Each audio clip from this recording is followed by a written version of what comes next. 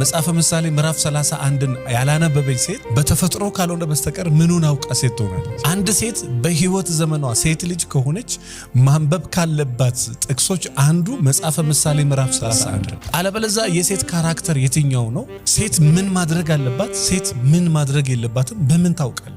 በህይወት ዘመኗ ነው የምነግራችሁ። ሴት ልጅ በህይወት ዘመኗ ሴት ሆና መኖር ከፈለገች፣ ሴትነቷን ማወቅ ከፈለገች፣ የሴት ባህሪን፣ የሴት ልማድን፣ ሴት ልጅ ምን ማድረግ እንዳለባትና ሴት ልጅ ምን ማድረግ እንደሌለባት ማወቅ ከፈለገች መጽሐፈ ምሳሌ ምዕራፍ 31 ከቁጥር 9 ጀምሮ ያለውን ማንበብ አለባት።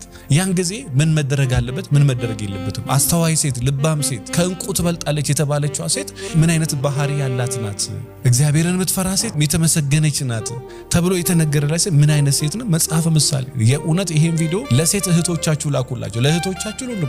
መጽሐፈ ምሳሌ ምዕራፍ 31ን ያላነበበች ሴት እንዴት አውቃ ነው ሴት የምትሆነው?